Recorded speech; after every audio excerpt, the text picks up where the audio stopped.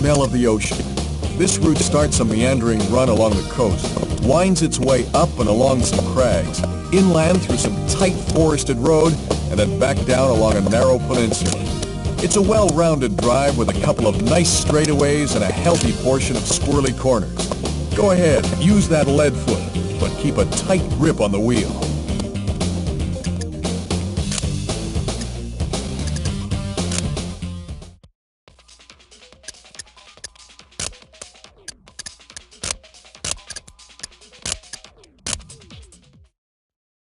From the tranquility of suburbia to the pandemonium of the urban jungle, this route opens up with gentle freeway and winds its way into the bowels of the city's underground. Roads snaking everywhere, underpasses, overpasses, concrete barriers, long winding tunnels. It's all here for you. But watch out for other cars. They come up real quick when you're at speeds these cars want to travel.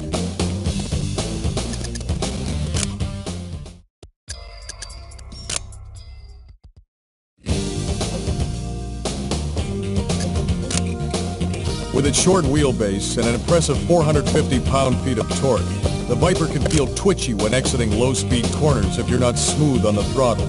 But its handling in general is fantastic and has the most direct race car-like feel of the bunch, with 0.96 G of lateral grip, just a touch of understeer in a steady-state condition, and virtually no body roll.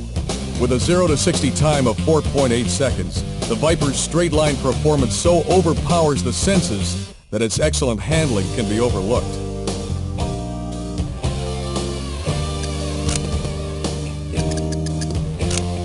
Although claimed by some to be Chrysler's first true two-seat sports car, the Viper is based on the history of sports car designs dating back over 40 years.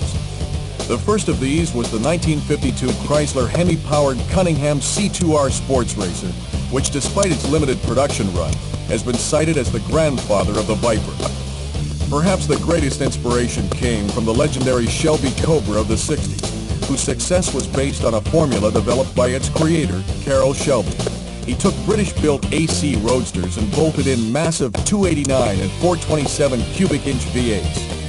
In 1991, only 2 years after starting development, Carroll Shelby drove the Viper as the official pace car of the Indy 500.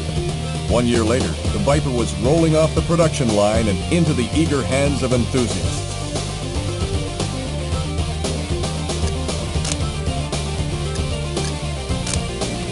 By far the largest production car engine sold in the U.S. today, the Viper's 8-liter all-aluminum V10 shares the architecture of Chrysler's small block 360 cubic inch V8, but with 2 more cylinders grafted on. Its exhaust exits through side pipes incorporated into the rocker panels. The Viper's construction follows race car practice, with a square-section tubular steel frame, tubular double wishbone suspension with coil-over shocks and plastic bodywork.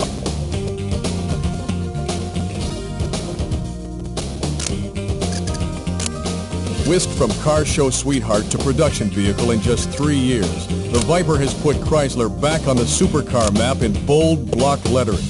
The approach is brute force rather than finesse, as the Viper is really a car built around its engine, a thundering 400 horsepower 8-liter pushrod V10. Pampering its driver is not part of the equation.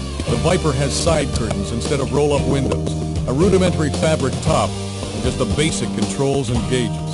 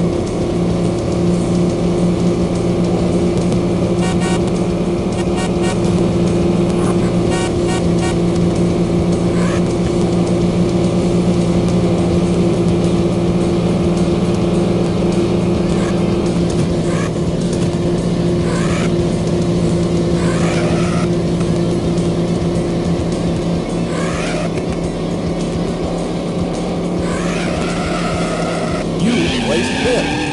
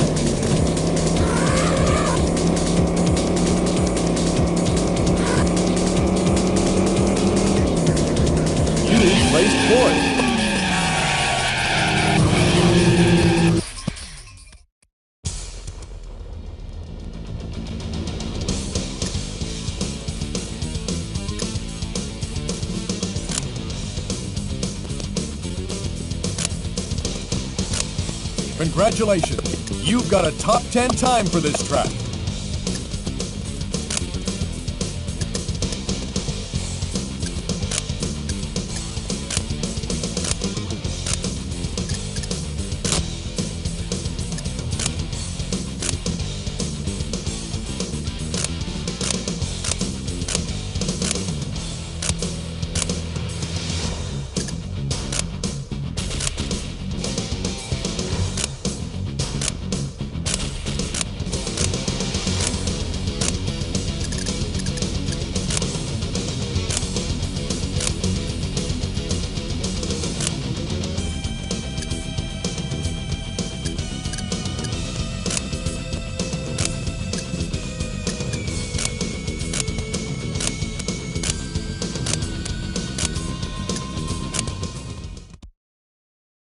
Strap on your lederhosen for this one. It's a trek through Alpine country. Starting with an ascent on some wide forested road, you'll soon find the air thinning and the road narrowing. Expect a lot of cliffs, tunnels, and tight road. Passing gets tough on winding single-lane roads, so you'll need to get creative if you want to clock some quick times here.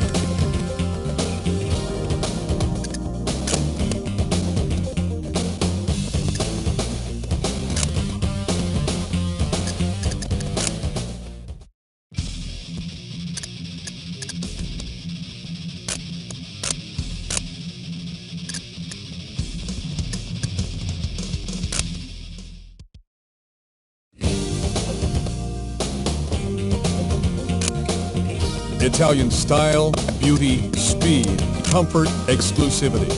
The Ferrari 512 TR has it in droves. Able to play the roles of high-speed Grand Tourer or sports car equally well, this Ferrari is not at all nervous or high-strung. Its 421 horsepower flat 12 is the epitome of tractability. And one look at those huge body-side ducts lined with the strakes that have graced the Testarossa since 1984 make its mid-engine configuration readily apparent.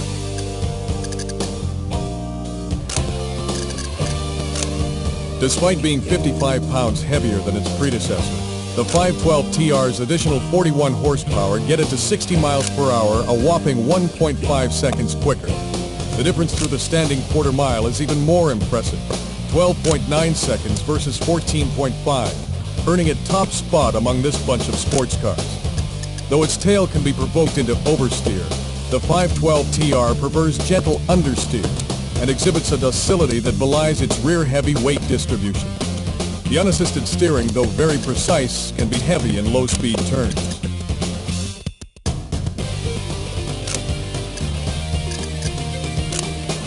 Arguably the most victorious and longest-lasting competitor in automobile racing history, the Ferrari Mark owes its success to Enzo Ferrari, the Modenese-born son of a metal shop worker.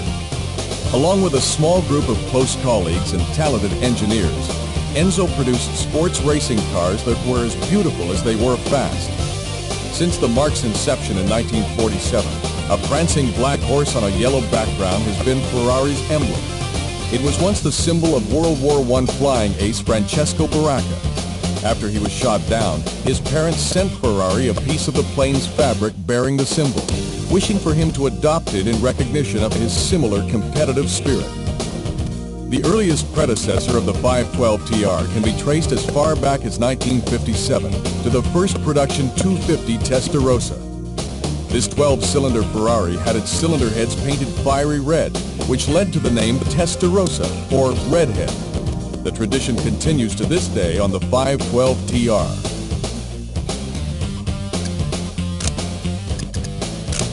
Besides making some of the most glorious mechanical noises on Earth, the 512 TR's all-aluminum flat 12 is a thing of beauty, with intake castings that could be displayed at the Louvre.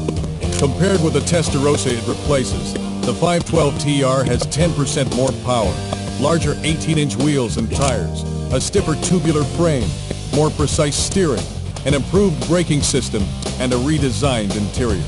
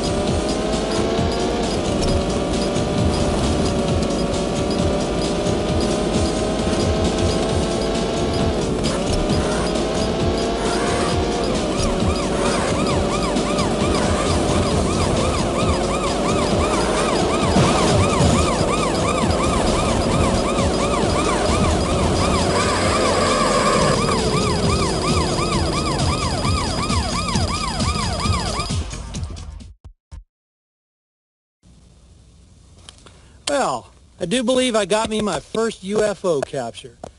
You better start turning green real fast, Gizmo, or the National Enquirer ain't gonna buy my story.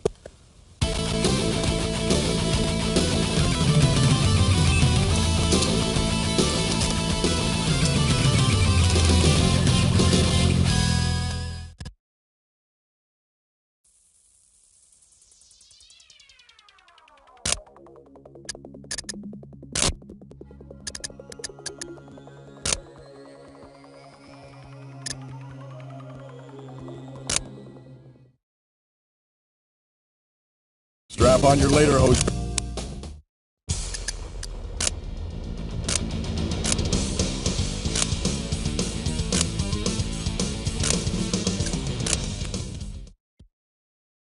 This closed-circuit speedway is a little bit different from the open road courses in that you'll get a chance to learn every inch of track intimately as you power through each lap. The high bank turns make for intense metal-on-metal racing. The challenge is to consistently pick the best line if you want to bring in the best time.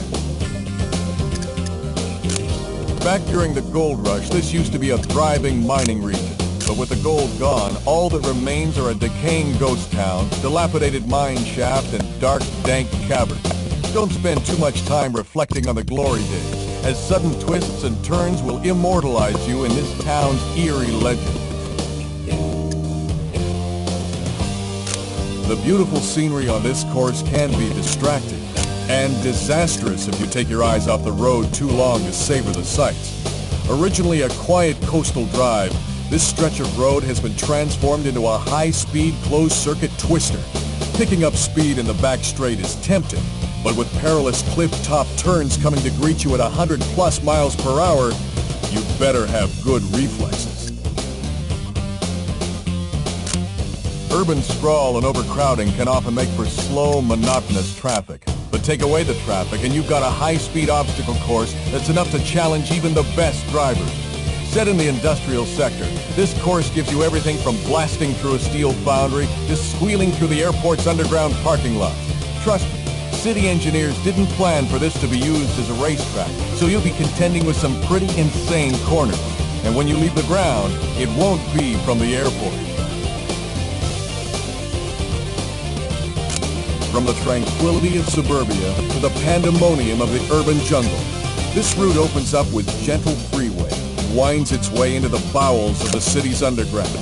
Roads snaking everywhere, underpasses, overpasses, concrete barriers, long winding tunnels. It's all here for you. But watch out for other cars. They come up real quick when you're at speeds these cars want to travel. Ah, the smell of the ocean.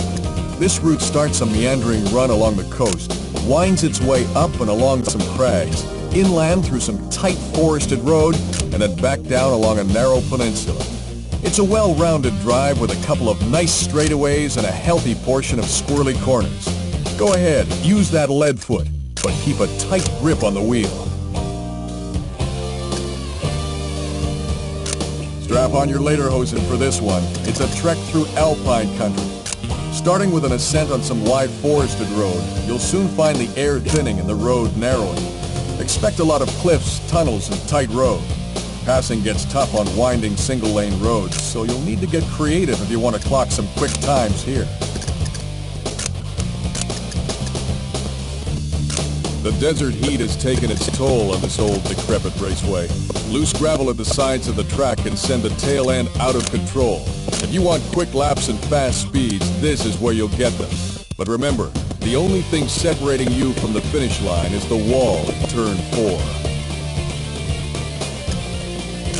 This closed-circuit speedway is a little bit different from the open road courses in that you'll get a chance to learn every inch of track intimately as you power through each lap. The high bank turns make for intense metal-on-metal racing. The challenge is to consistently pick the best line if you want to bring in the best time. Back during the gold...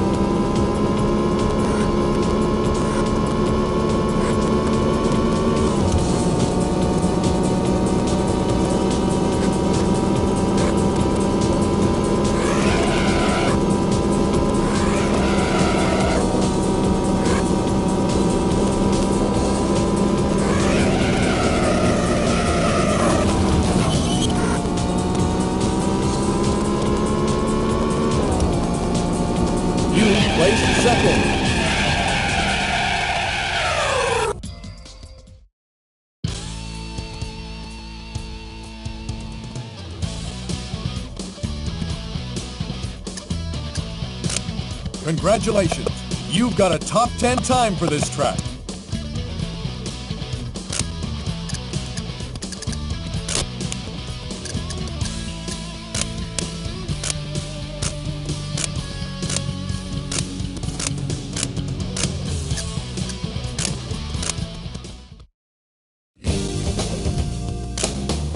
A direct descendant of the sharp-edged Countach that practically coined the term exotic, the Lamborghini Diablo retains the mid-mounted 4-cam V12, swing-up doors, and all the excitement of the original in a more rounded, smoothed-over form.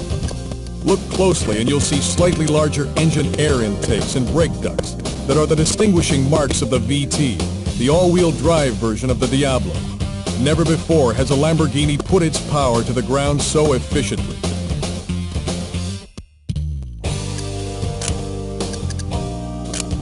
All-wheel drive that incorporates a mid-mounted viscous coupling helps put the VT's monstrous 492 horsepower to the ground.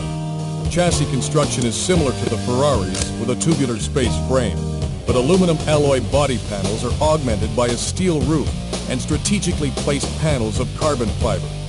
Unlike the high-pitched scream of the 512 TR's engine, the Diablo's all-alloy 48-valve V12 resonates with a deep brassiness. Think of a dozen trombones.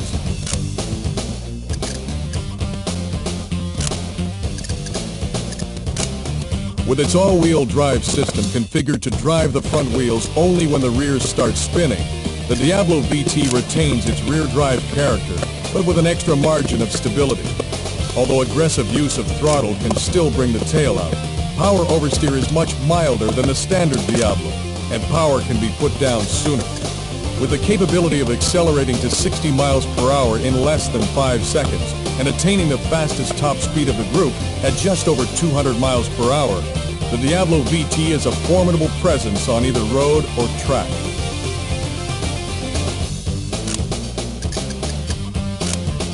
The roots of the Lamborghini Diablo go back to a small factory in Cento, Italy, where a mechanic turned industrialist started his career building tractors under the Lamborghini family name. Ferruccio Lamborghini's passion for exotic cars eventually changed the focus of his mechanical and entrepreneurial energies. And in 1964, the first Lamborghini production car was brought to market. Called the 350 GT, its hood emblem depicted a charging bull, a reference to Ferruccio Lamborghini's astrological sign of Taurus.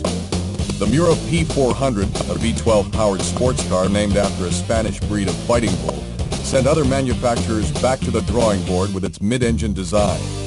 Although well-received and often cited as the most beautiful Lamborghini ever designed, the Miura was replaced by the Countach in the mid-70s. Despite a difficult gestation period, the Countach became one of the most highly revered and sought-after true exotics. It then evolved, with basic configuration intact, into the more modern-looking and aerodynamically efficient Diablo.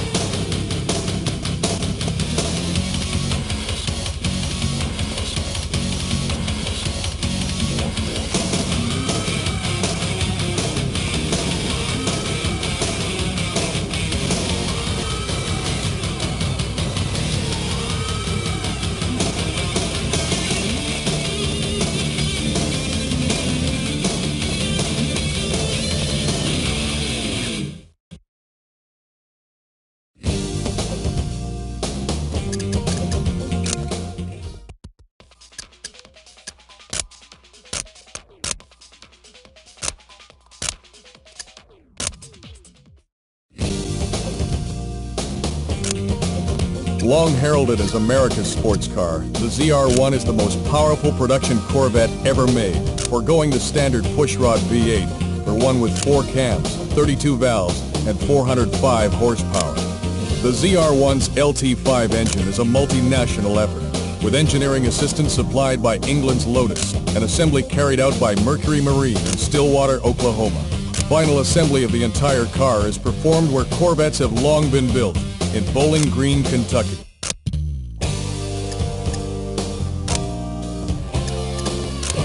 The Corvette's structure is unusual, with fiberglass panels that are bonded to a skeletal steel frame.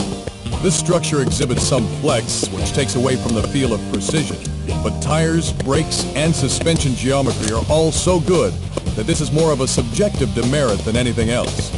The ZR1's 6-speed transmission has an extremely tall top gear for relaxed cruising, and cockpit adjustable suspension damping makes those longer journeys more comfortable.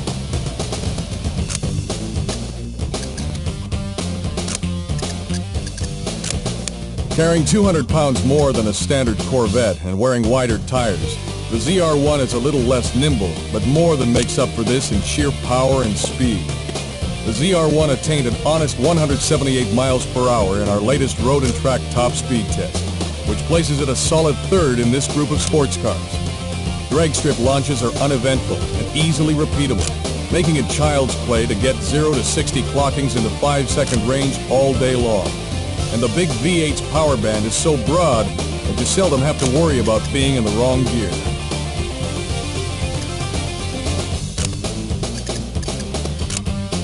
Chevrolet introduced the Corvette in 1953 as the all-American answer to the very popular British roadsters of that era.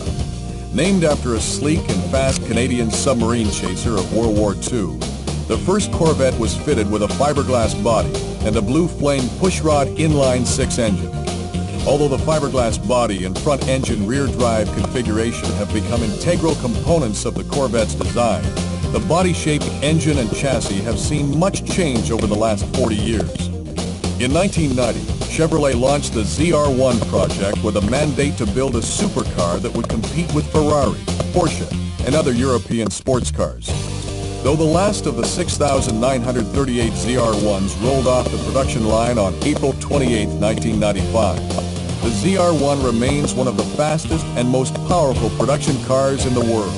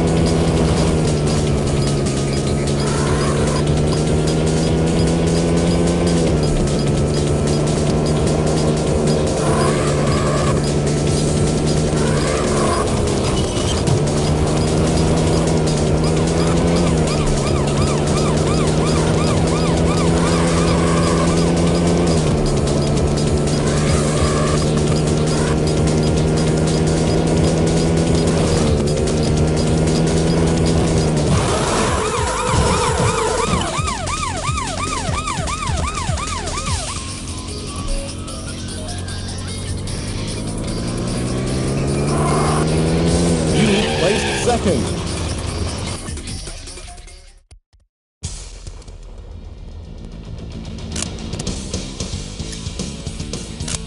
Congratulations. You've got a top 10 time for this track.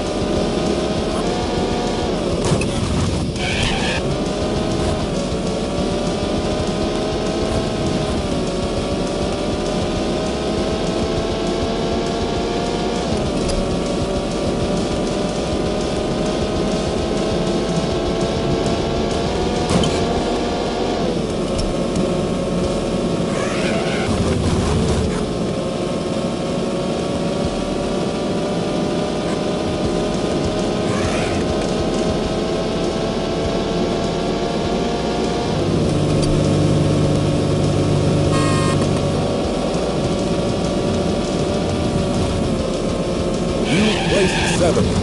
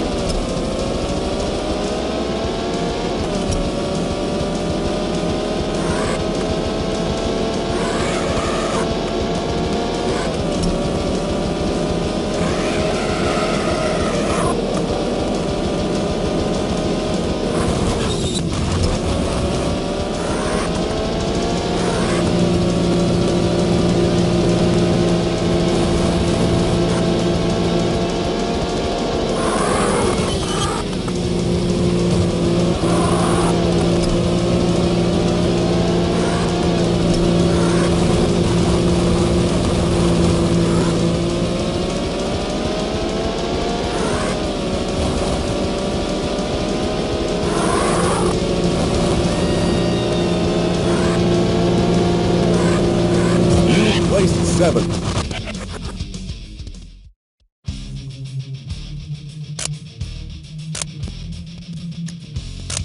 Congratulations! You've got a top 10 time for this track.